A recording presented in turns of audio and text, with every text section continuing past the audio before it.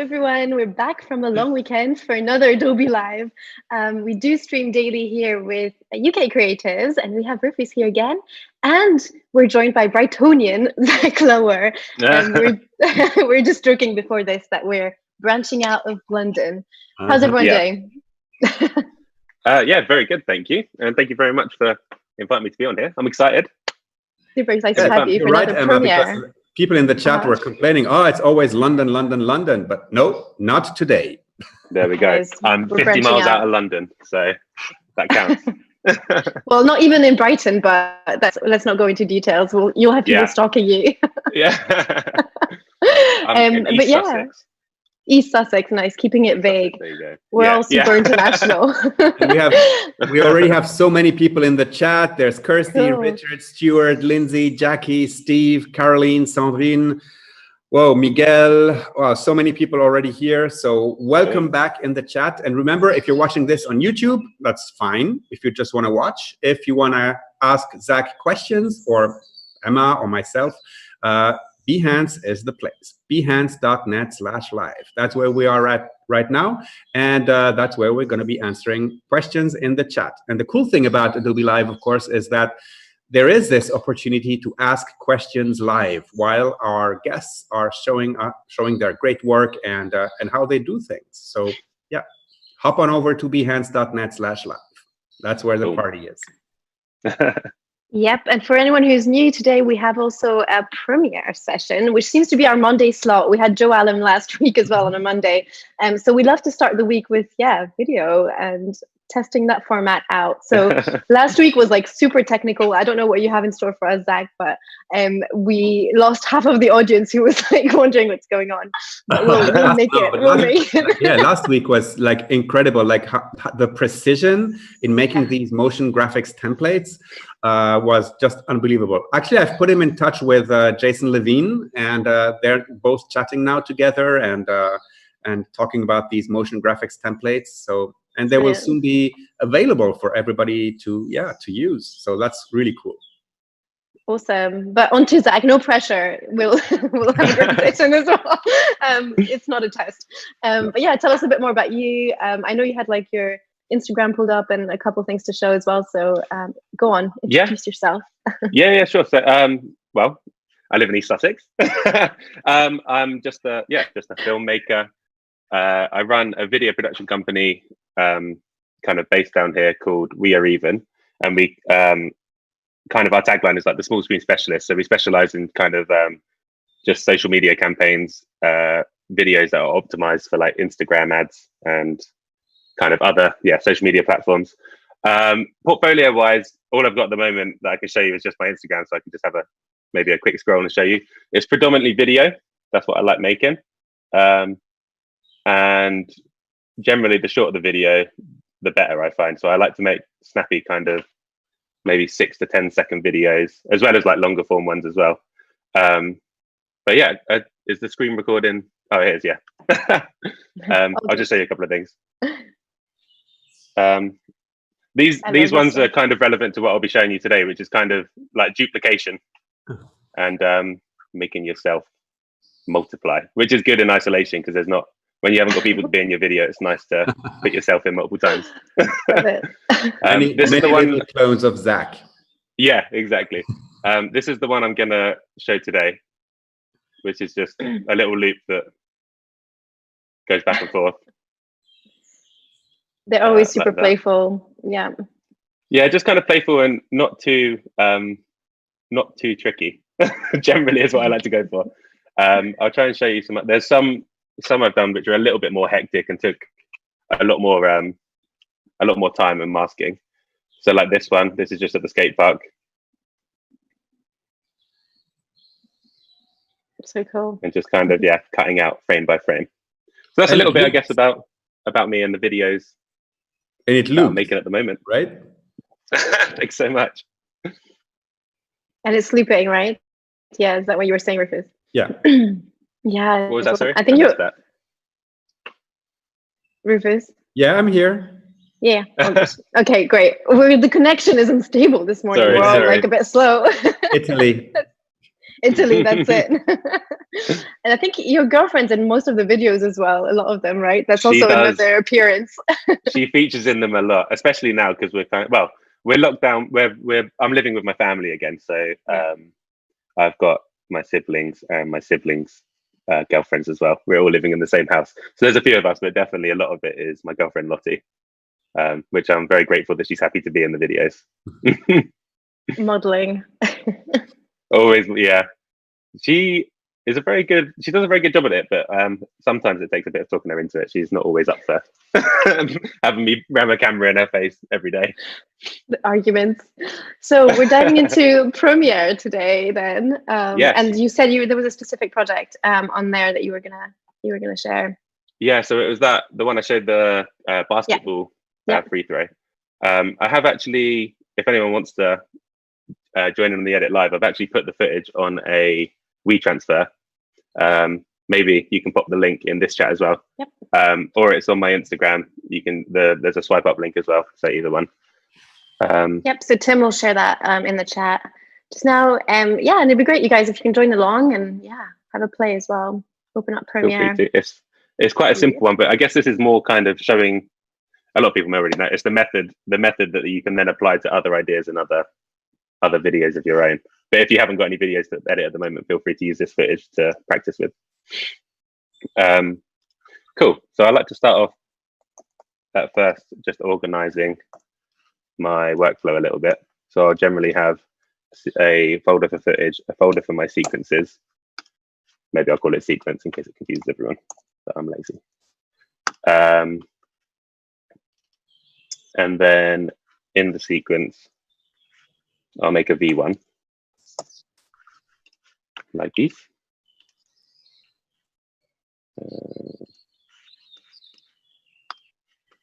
And feel free to hop in with any questions if you do have any.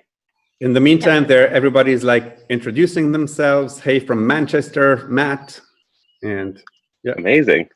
And some people are delighted that we're back because we were off for I think 4 days.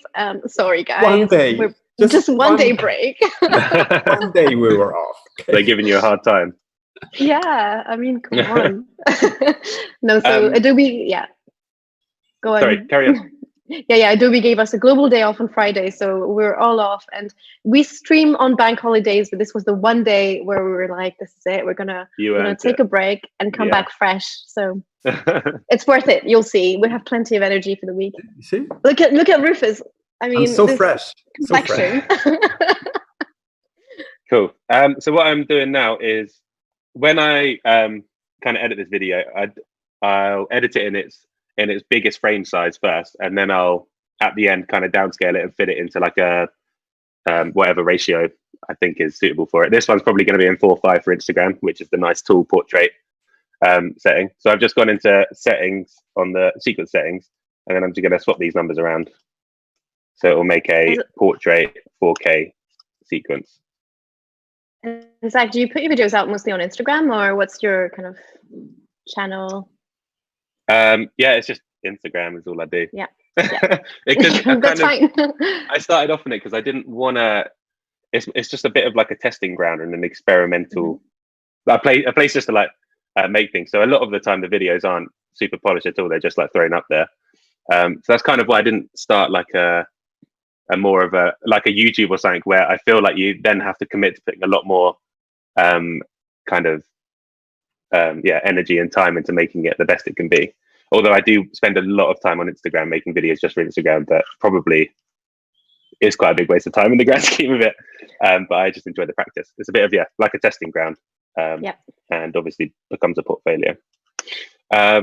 Cool. So I flipped everything into portrait and just rotated the clips 90 degrees to the left, so they're filling the screen. So I've got this one shot. This is Jazz, who's my brother's girlfriend. She's helped me out on this one by being the capture and thrower of the ball out of shot. So I've got this shot, which is of her throwing me the ball and then me throwing it back through the hoop. And then it cuts to the opposite where she's throwing it through the hoop. I catch it and then throw it back. So these are the two shots that you need to basically make it happen.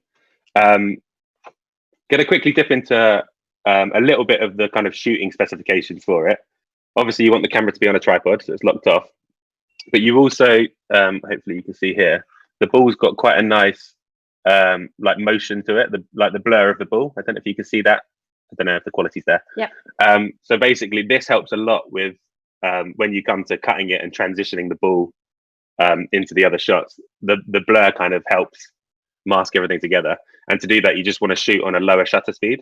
So I shot this at 25 frames a second, and then shutter speed is 1/50th of a second. General rule for shooting is your shutter speed is double the frame rate. So if you're shooting 50 frames, you have 1/100th of a shutter. So that kind of like gives this nice blur if you're shooting at 25 frames. Yeah. And we actually have a question from Stuart. Fixed position of the hoop. Sorry? There's the fixed position of the hoop, right? That's also important in that case. Yes, yeah, because you can. That's where you can hide your mask, and that's obviously the ball has to go through that area. Which so there's a lot of like thought that you have to. Well, not a lot, but there's a good amount of thought that you need to put into it to make sure it can kind of seamlessly blend. You had Stuart was actually asking what you're shooting with. So you started going into that, and Sorry, also asking if you're shooting with your phone at all or just your camera. Yeah. So this footage is off a Blackmagic Pocket Cinema camera. They're great cameras. They're incredible. It's probably a bit overkill for Instagram, but I don't use it say. But this is only shot in 4K. The camera does shoot 6K, but it takes up a lot of space, so I try not to shoot with it too much. But yeah, on the topic of kind of cameras, I shoot a lot of the videos. Some of the ones that I showed you at the beginning were just shot on iPhone. So definitely you can shoot on mobile phone. What you'd maybe want to do is get an app where you can manually control the camera settings, so you can get that motion blur that I was talking about. But there's definitely apps for that. I think Moment make an app. I don't know if you know of Moment iPhone cameras, but they make a really good app that has a lot of gives you a lot of control over the camera that you don't get just in the native iPhone app. So the first thing I want to do is overlap these clips. So I'll bring, let's think, what way do I want to do it? Bring this one up and slide this one in underneath. And then I'm just going to drop the opacity down to around half so I can see both on the screen at the same time. And then what I want to do is make sure the basketball lines up where it goes through the hoop. So both of them are going through the hoop at the same moment.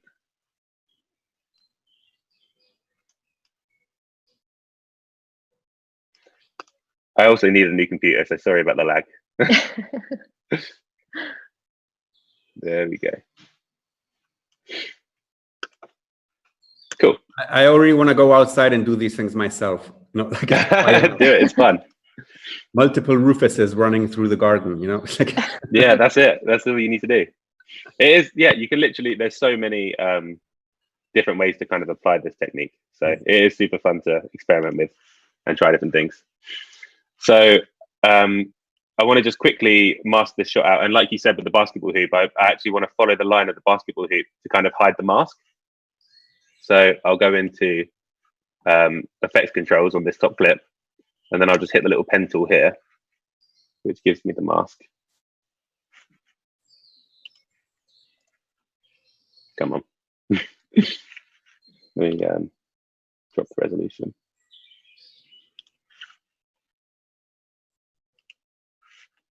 In the meantime, we also have Stuart asking if you were self-taught or what's your kind of background. Yeah, I think I did college and learned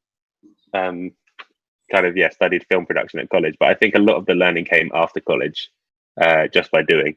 So I started a daily Instagram project, just like to challenge myself, where I wanted to make a video every day for a year.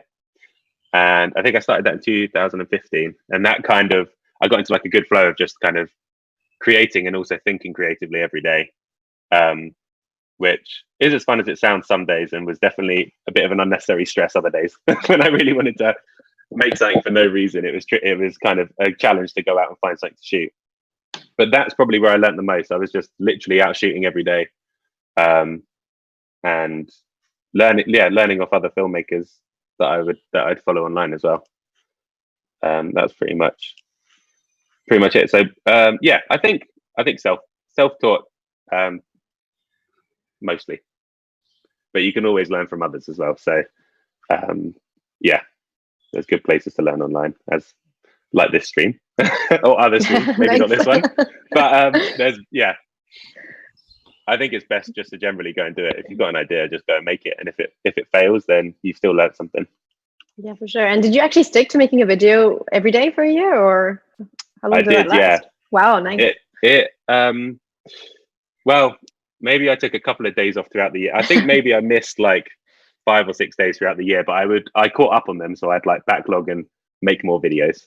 So I did a year, and then like celebrated my 365th video. We made like a fun little video with all my friends on the beach, which was good fun. And then since then, I've kind of gone on and off daily videos, just because I kind of have less time at the moment. But I also think it's very good to keep practicing. So I'll kind of pick weeks or months where I want to go daily, and I'll have a bunch of ideas, and I'll go out and make them, and then I'll give myself a break so I can focus on other things I need to be focusing on. But you have like a running list of ideas you want to go through, or? I do. I have a little notebook that I jot all my ideas down on, and then slowly work my way through them. So there's a couple in there that I haven't done yet, actually, that I was planning to do before lockdown, and then I couldn't travel, so it limited me a little bit. But yeah, I just realized while I was chatting, I think I've done this the wrong way around, where I've made Jazz the ball thrower and not myself. But I might go with it, because maybe that's interesting. Let's make it. We were just talking about challenge. So so the first version I did, it was me. So now it's Jazz's turn. Cool. So what we want to do is just keep the basketball synced up going through the hoop. That's our job, Emma, to confuse our guests. There we go. So to just throw them off. Sorry, I'm usually not talking and doing this. I'm not a very good multitasker, but I'm enjoying the challenge. So yeah, that's kind of the first hurdle done, where the ball goes through the hoop and then lands back into Jazz's hands, and it's kind of quite nice and seamless through there.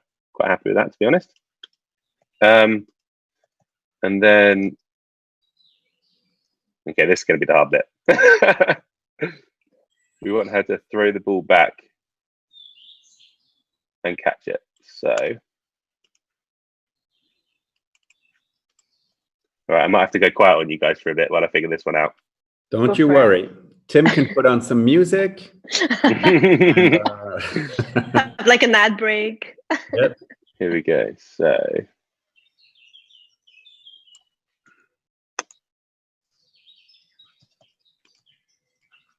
I'm so sorry to everyone at home if I've confused you doing it this way around.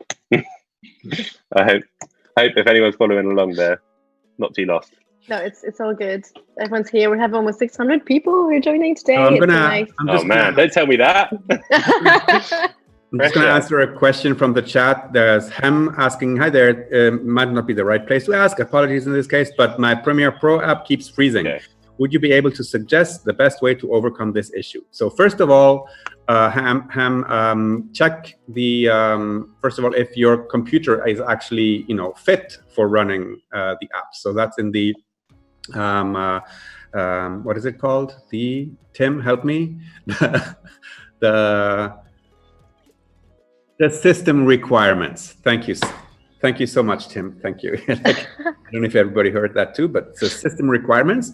And the other thing I typically do also to see why an application is freezing, I typically create another user, a blank user on the same machine, and run Premiere Pro or whatever other software, and see if maybe it's something like a plugin or a font or things like that's on my normal user that actually makes things freeze. So these are things that I try. Otherwise, typically you can also find information like if there's an error message or things like that, just Google that. But the system requirements are really, really important, especially for applications like Premiere and After Effects. Intel i9, 8-core, 64 gigs of RAM, NVIDIA RTX. Wow, okay. So you have a good machine. So I wouldn't know. The only thing that I could think of is, like the support of the NVIDIA RTX 2080 Ti. I don't know. Let's see if maybe Tim can come up with some information for you. Otherwise, this is beyond me. I love this little troubleshooting session we're having. Yeah, right? It's like, Yeah.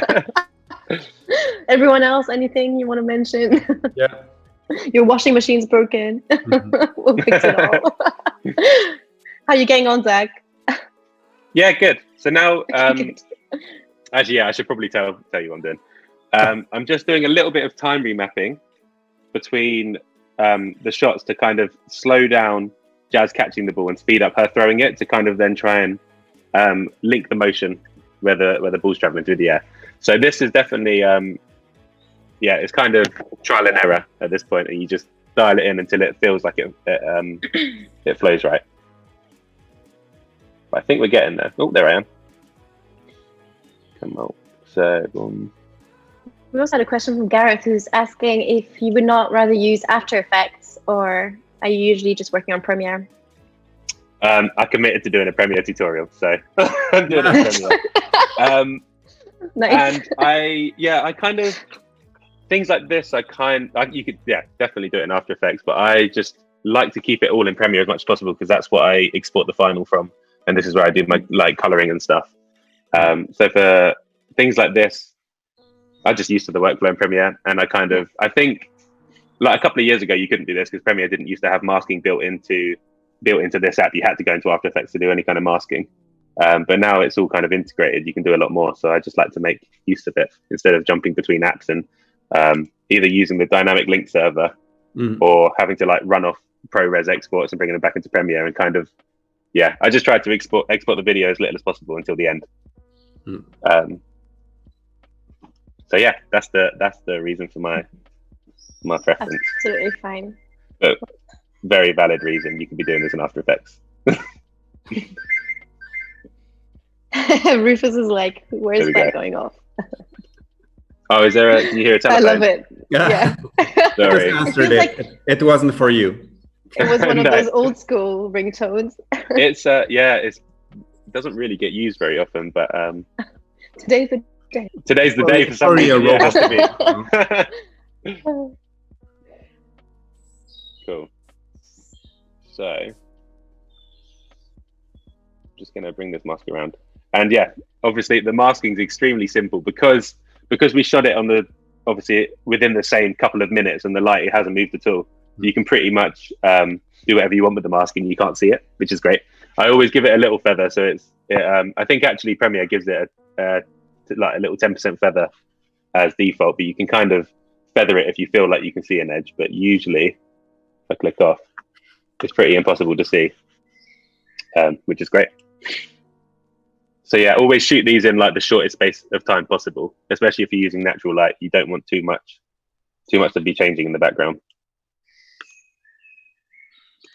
Okay, so she throws it back to herself like these. And then this clip here, what I'm going to do is duplicate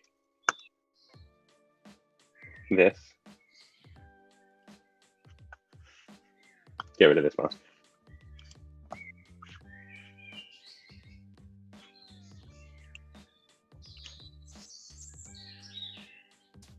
The birds are going, Rufus, over from your end. Birds are going, yeah. Yeah, whose birds are they? Mine. So Amazing. aggressive. Right? The Do you want Rufus me has to set mute? up his I can stream. mute. No, it's very relaxing and soothing. No, I love it. Yeah.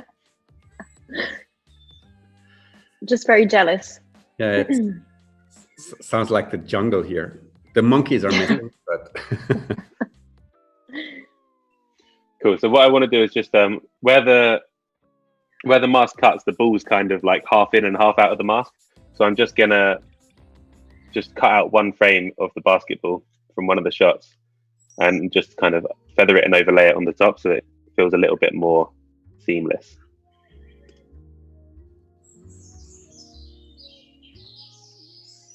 Oh, Steve says that in the Australian streams, Flynn gets a bunch of noisy rosellas in the trees above his head. Yeah, see? Isn't that wonderful? That sounds dreamy.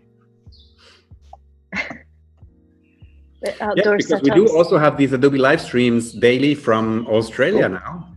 Yep. Australia, Germany, UK, France, United States. Pretty cool.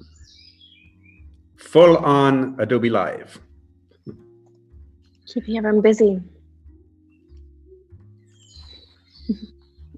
Jackie says, I never know if it's Rufus's birds or mine tweeting.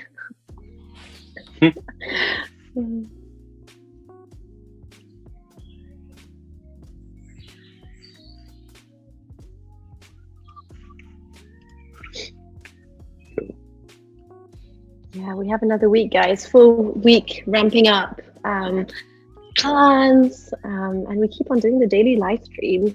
And we're on Discord as well, right, Rufus? And yes, chatting away, which is a great other little platform. Let me see how many we are already on Discord. Yeah, take a look.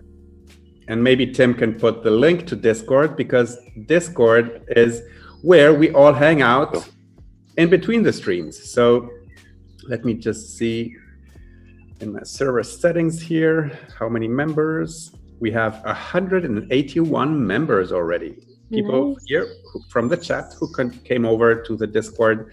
And that's a pretty cool way also to be together as a community, to chat about design, creativity, ask questions. Most of our guests also come there, and then I can, they actually appear as guests, and sometimes, you know, they will participate too. So it's a great way to stay in touch and continue to engage with this newly formed community, Emma, because these UK streams are brand new. Yeah, they are, and look at how much it's grown. It's amazing, and I just love chatting to everyone every day. And yeah, just look at us every day, 12 to 1. Keep going.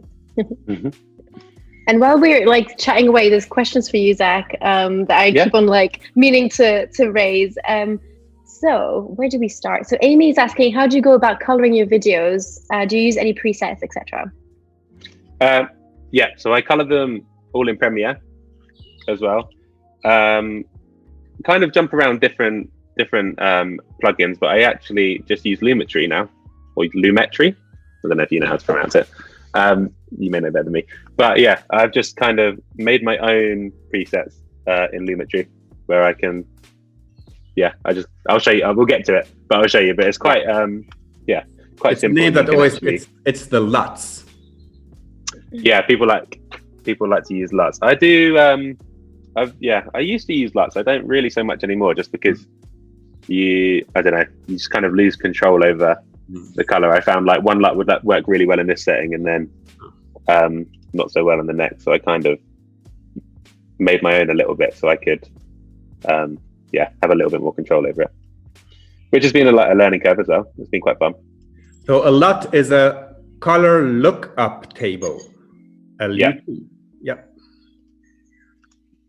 Oh, and Caroline has just joined the Discord server. Oh, the Discord Illustrated challenge page. Don't know what I'm doing yet. Okay, cool.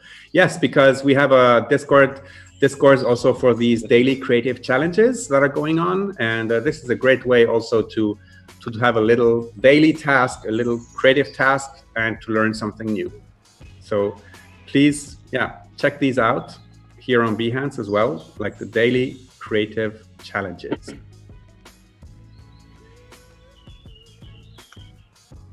Cool. If you want to get your hands onto a project, I will say that Zach shared a little file earlier. Tim put it in the chat if you want to join along. It's also a nice way to get involved and try out a bit of a Premiere. Yeah, feel free. I probably will note it's probably easier to cut it with me throwing a catch in the ball, because I think I forgot, but kind of you have to preempt the movement and try and match the movement for both sides of the shot, if that makes sense. And I think in this one, obviously I hadn't asked Jazz to pretend to catch the ball or pretend to throw the ball again. So the looping might be a little bit jarring on this one. So a lot of the art is in kind of figuring out the shot before you shoot it and knowing the movement that you want to do, and then replicating that at the beginning and the end of the video to create that seamless loop. I'm actually going to try out one of the transition effects in Premiere that I don't use too often, which is morph cut. Sometimes it does incredible things. What's it called, in fact? No.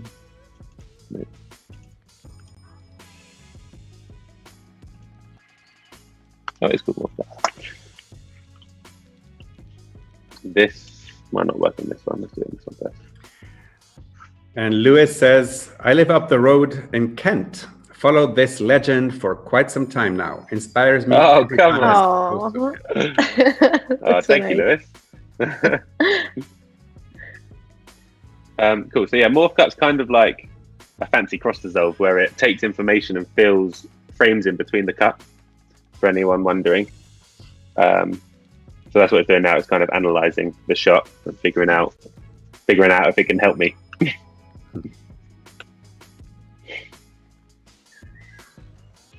And the questions are still going. Genevieve's asking, Zach, for your longer snippets, how do you achieve that fast rotation transition between clips, like in your New York one? Let me reference that so I know. Nice, we love that. This is how it works here. You get interrupted all the time. No, this is great. So was it a New York one? Yeah, I think it's been a couple questions. Yeah. Let me. I don't know if it would have been this one. Maybe. And Genevieve, let us know if we're on the right tracks. Yeah. Does sound come through on this as well? Nope, we're not getting sound. Is it this kind of stuff, the like whippy transitions, or? Yeah. To be honest, this one's quite a basic one, so maybe it was. Maybe it was that one. Can't see any spinny bits in that one.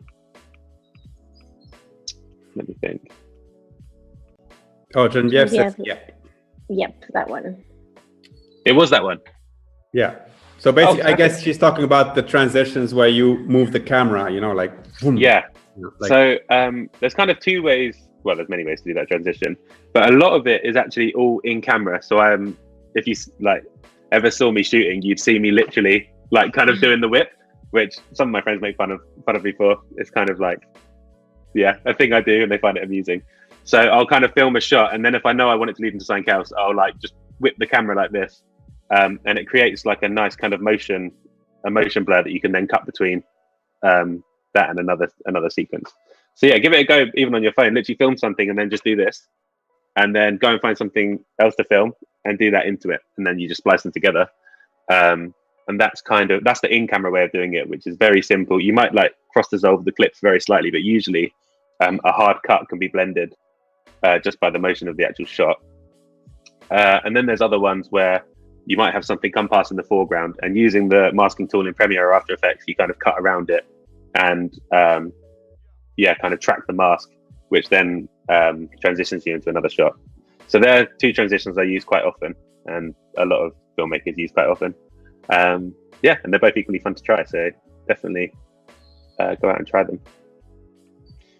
That's all the tips I have on that one. Feel free to ask me any more questions though about any of these videos. Happy to explain. So Genevieve, it's all in the prep, pre-editing. Yeah, so you've got to kind of think ahead of the shot, which I guess from like the more you do it, the more you kind of have an idea of you develop a style, and you know what you're kind of going to want to do in the edit, so you know what to do while shooting. But I do like to whip in and out of a lot of my shots, even if I don't think I'm going to create a transition from that. It's a bit of like a twitch now, where once I've like completed the shot, I'll just do a quick whip. Just in case. Being Zach, teased. Are you okay? Yeah, I'm just gonna do it. Cool. This is we have to do. This is taking its time, which is great. Maybe I can leave that and come back to it. So yeah, basically, once you've achieved your throwing back and forth, so she throws it here and then throws it back to herself, you then just need to duplicate these clips so they're side by side, and then figure out how to make them loop in the middle, which which is the tricky bit. And I hopefully, like I said, morph cut will come into this quite well. But my computer's being awfully slow. Not Premiere being slow though, it's my computer, so don't worry. No dig. Rufus is like, you're still allowed here. We have Stephen who says, is there a schedule available for the European streams like there is for the US based ones? It would be nice to have something to watch in the morning. You guys want to watch us all day? Are you not tired of it yet? No, and there is breakfast, lunch. Yeah, and on behance.net/live, there is actually everything that's coming up, and you will recognize the UK streams because I've put the Union Jack on them. So simple. Oh, genius! Genius, right? I don't know how I come up with these things. It's just mind blowing. Mind blowing. Yeah, like. Cool. My thing seems to have been processing for quite a while. I don't know if anyone else has this trouble. We broke it. Still analysing. I've broken it. What have I done? That's it.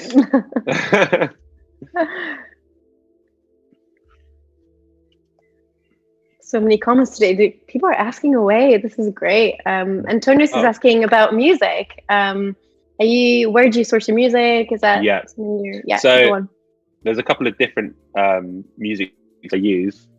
Artlist is one of them. So I've signed up as kind of like a creator for the year, and I think you just pay a flat fee, or it works out like $10 a month or something, and you have unlimited use of their music, which is amazing, especially for kind of collaborations where there's money involved. Obviously, you have to be very careful with music usage on that. A lot of my videos on Instagram are personal videos, even though I'm making them and putting them out.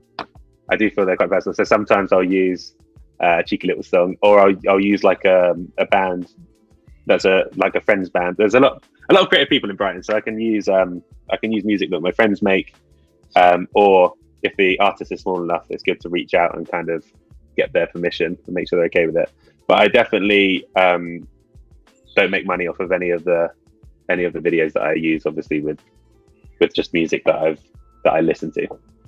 But if you want to do it commercially, definitely have a look at Artlist or MusicBed as a creator. Have quite an affordable monthly thing as well, which is it's hard. It's been tricky though to find good music. It's getting a lot better, and the places online are definitely ramping up their production quality. But it used to be a nightmare to find something that didn't have a ukulele in it, and that was a real struggle.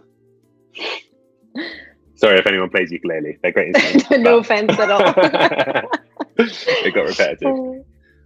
And then we have Jago who's saying, I'm 11 and I understand this more than my dad. Love that. Yeah. Younger audiences. This is great, Absolutely. guys. That's great. Yeah, my son also started doing video and YouTube at the age of 12, I think. Yeah. I have these old YouTube streams he did, like, was it? And then he looks at them, he says, "Oh, how could I be like that?" You know. You have to start somewhere, you know. Yeah. The embarrassment follows you. Yeah, he's doing a lot of video. Yeah. Mm-hmm. Awesome. So this morph cut transition is just finished processing, which is great. Hooray, so this one on the left here, and if I show you through, if you can see there, it's kind of blended the frames in between, where Jazz it was a jump cut where she kind of moves suddenly with the ball, and it's just made it a nice kind of smooth frame by frame movement of her just standing back upright to throw the ball again. So that's 12, but Rufus, you have to be 13 to join YouTube. Well, Tim, come on.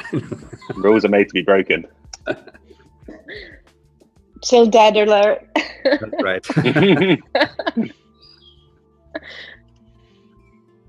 Cool. So yeah, that's the beauty of the morph cut. Hopefully that shows you quite well. Is a good example of how it works. Let's go. If this one pans out. then we'll be all good to start kind of cropping and putting it into a 4:5 format.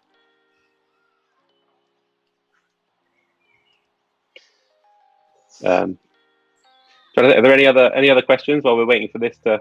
Sure, always. Someone's asking about rewatching and catching up a little bit late. So thanks for joining if you're joining in now, but you can definitely watch on replay. We'll be, you know, posting this on YouTube on the Adobe UK channel, so you can watch again and keep track of everything that's going on. And if you have any additional questions, obviously Zach's here, so keep on asking away. I'm happy to answer, any questions you have. There's a lot of questions that I failed to answer on DM, so if you have them here, I'm on the spot and I can't avoid them. I'll have to answer. We'll throw them at you. Yeah. The spotlight. And we have Clady who's joining as well from our challenges. Okay, that's not gonna work. So like I said, I mentioned earlier, I started off, I was distracted and actually duplicated my friend Jazz instead of myself in this video.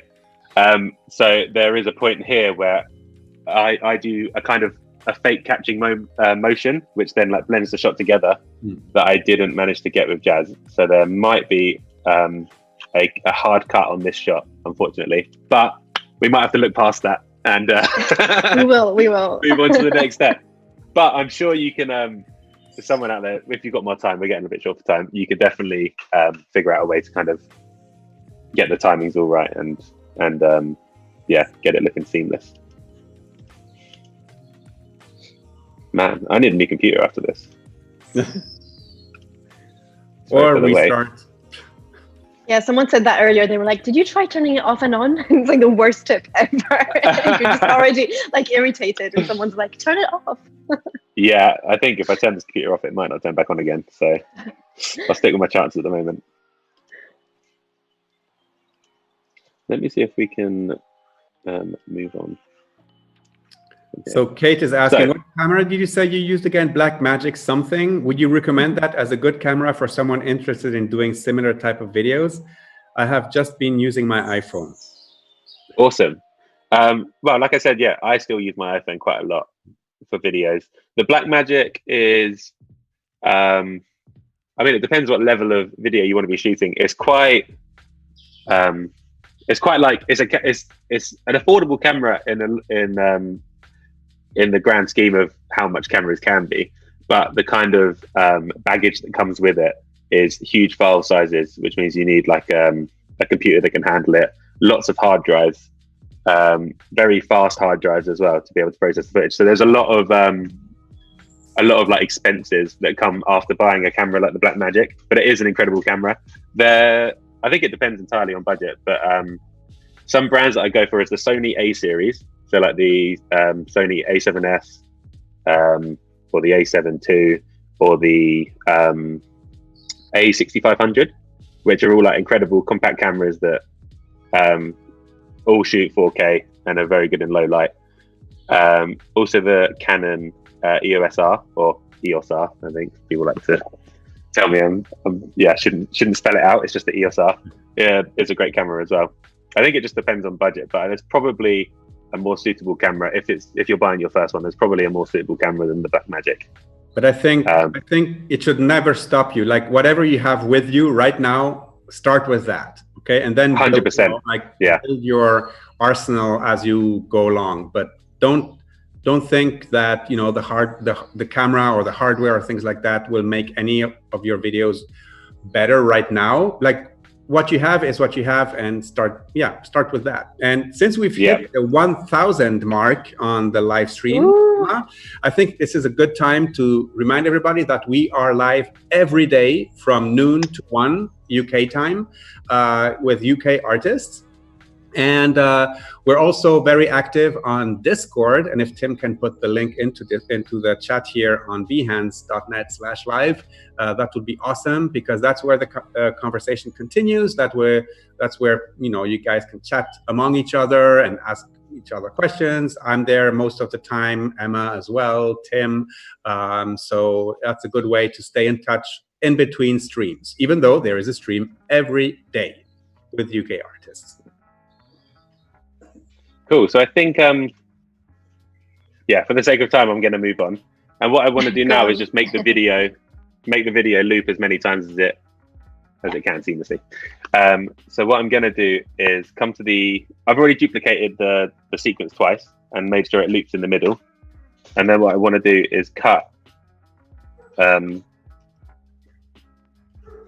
video either side of those two clips, like basically cut each clip in the middle, if that makes sense. Because then when the video loops, it's obviously going to continue because it is an original clip cut in half, and one's put at the back and one's put at the front of the video. That doesn't make any sense, but you can figure it out. Okay, so at the when you watch on replay. Yeah. Like, at the end what of did it, he say? you'll see the balls on top of the hoop, and at the beginning of it, we'll start one frame before that.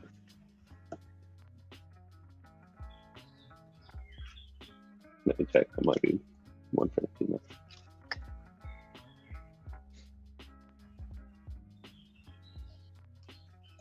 Cool. Okay. And then what I'm going to do is nest this. Call it whatever you want to call it. Okay, so now I've got like a 4K portrait sequence of my shot, and I want to copy all of this, sound included, and create a new sequence, which is my Instagram portrait sequence. And the settings are 1080 pixels wide by 1350 tall, and that's a 4:5 ratio, which is what Instagram is. So this is like the highest quality that Instagram actually kind of reads. So you don't need to make a sequence any bigger. And then call it whatever you need to call it. And paste that in here. So now you'll see we're like massively cropped in because we've got a 4K video. So scale that down to half.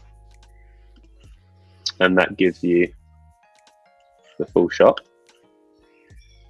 And then if you want to go a step further with this, because we've got such a high resolution video in a smaller sequence, we can kind of zoom in and do tracking motion if we want to.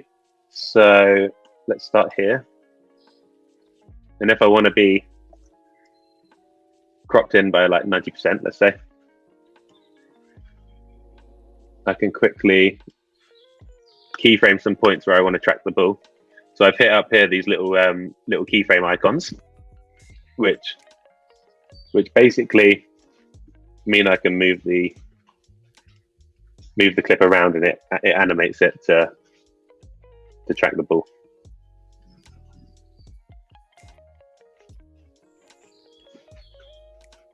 Okay, we fully entered lag down. My computer can't handle it.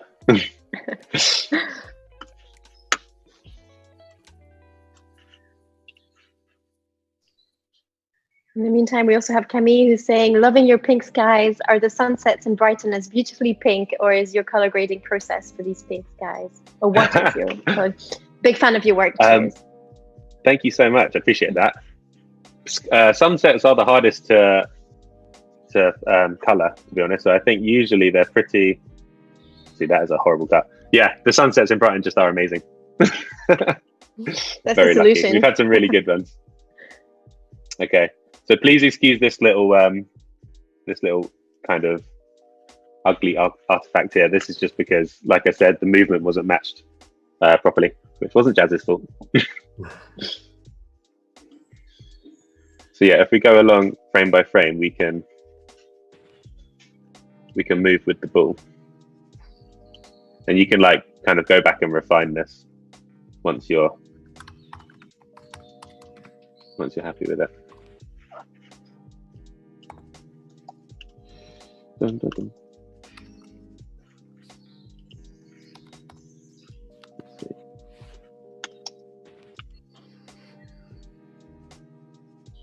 And yes, Susan is asking if you're in Brighton. You're usually in Brighton, but we're not going to say exactly where Zach is, but he's not far away. Yeah, I moved out of Brighton for the time being. Yep. But I love Brighton. Okay, and then what we want to do, once we've kind of keyframed and figured out how we want the camera to move and we're happy with it, you then right click them, and let's go for continuous, which kind of gives a bit of like an ease to the keyframes, which then makes the movement a little bit less jagged. And you can either manually do it by using the ease in and ease out keyframes, or I think if this continuous visa kind of helps as well. There we go. So if I hopefully loop this, copy and paste it, moment of truth. There we go. Yay! So that's a pretty bad tutorial, but hopefully you can pick it apart and you'll be making your own. That's how you do it. Now, love it. Just to finish it off, I'll create an adjustment layer for grading, and then we go to Lumetri, which is built into Premiere.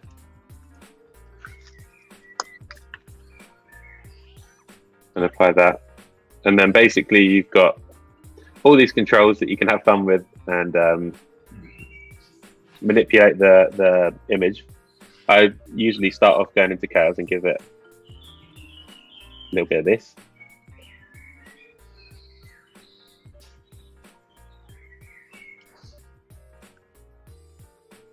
I'm having to guess at this point because my computer's well and truly done. We've killed it, that's it. Yep. And then, yeah, just kind of play around with the colors. I find this camera, the image comes out a little bit greeny, so I usually pull the green down just a tad, only a little bit, so you can kind of see hopefully before and after. There you go. So it kind of like just pulls the greens out a little bit because quite greeny. And then, yeah, just bang up the saturation if you want it to pop a bit. Make it pop. Yeah. Yeah, let's do it. So that's quite. This is less kind of a stylistic grade and more just a color correction. So it's still quite true color in terms of what you see in frame. But I'm at the moment kind of liking just a little bit of like a stylized reality where all the colors are kind of true. You don't get these rich orange grass that you can get with some kind of color grades that looks amazing and like brings a lot of warmth to the image. But at the moment, yeah, I'm just enjoying a little bit more of a basic coloring on my videos.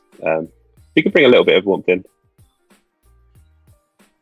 if we wanted to, just on here on temperature. But yeah, that's it really. Wow.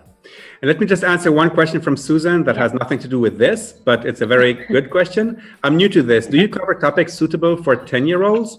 Yes, we do. And if you look for Kyle Webster's Draw Along sessions here on behance.net/live, you will see that he does some incredibly fun sessions where your children can actually draw along and create something. So, and he also does them live.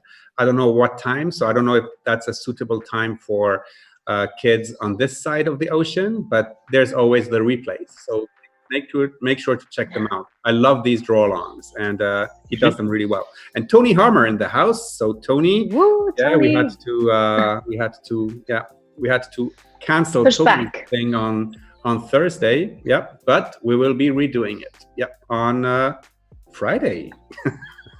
Yeah, the Friday streams are back, but I'm also scrolling back into the chat as well because there was so many questions during the streams and everyone's super engaged today, which is great to see. And Alan is saying, hey, Zach, where did you get your inspiration from? You just keep rolling out incredible clips and all smack with originality. Thanks. Oh, that's very kind. Thanks so much. Inspiration? I don't know, really. Like, I think a lot of my inspiration comes from failed attempts. So like I said, I'm shooting as often as possible. So from that, you kind of make one thing. It might not work so much, but then you try and change it a little bit. And then you maybe stumble across a different idea. I definitely, this kind of like duplication thing was kind of, you can almost see if you scroll back on the post that I've done of it, the kind of development of ideas where I did like a very simple idea where I duplicated myself, and then it kind of grew, and I was like, how far can I push this method and kind of keep it exciting and fresh? So a lot of my inspiration is from building on existing ideas, which is maybe, I hope that doesn't sound big-headed in any way, but like I do get a little bit scared of imitating work, so I try my best not to see work that inspires me too much, because I wanna feel like I'm coming up with new ideas that I've come up with myself, and I'm not just kind of like unconsciously copying something that I saw that looked cool on Instagram the night before. But yeah, there's definitely people I follow, incredible creatives. Recently, actually, I stumbled across, she's blown up recently, but her Instagram's Cash Bunny. You heard of Cash Bunny? Should we have a look? And maybe I'll show it right now. Yeah, go on. We can have a look. This is what happens. You go like from one next level. creative to another. It's brilliant. Yeah. Oh, get her on. So she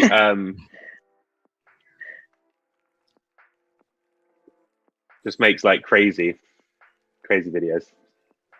Ooh, cool. Love that. And I just love it because I just, would never think to do that. So she's, there's people like this that definitely inspires me, but it inspires me to try and think differently in my own way, not to try and go and make that, because I don't believe I could. But yeah, apart from that, probably most inspired by just the outdoors and people I'm around. There's a bit of a blanket answer as well. A lot of my content is, like I said, I like shooting a lot of like natural scenarios, and like to use natural lighting. So sunset inspires me to go and shoot something at sunset, for example. Basically as simple as that. And do you export right out of Premiere, or do you use the media encoder? How do you have like? Yeah, I'm going to show you. So, to be honest, Instagram compresses videos quite heavily, but I usually, unless I want to kind of queue up multiple exports of multiple sequences, which we do because for client work we might be delivering kind of 4 Instagram posts and 9 stories, and they'll all be laid in their sequences and we queue them up in encoder. But for this, I'll just export straight out of Premiere. It's nice and quick. So just keep the codec at H.264.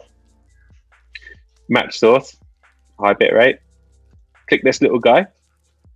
And then you can also come down here and do a 2-pass export, which basically it's one of those things where it's, in theory, is a better quality export, but it's hard to see with your eyes. So to be honest, like, I get a lot of questions like, how do you maintain the quality on Instagram? And I don't really have an answer apart from just shoot it well in the first place. If you shoot in good light and have your settings right, when you export it, just export it in the highest resolution it will let you. And that's it really. And save that guy. Here we go. Just export. And then my computer suffers for probably another half an hour. Everyone's relating in the chat. They're saying they're having the same issues, so that's great. Antonius was actually asking, what features do you need to have on your computer to have a smooth workflow with Premiere? So everyone seems to be, going techie today.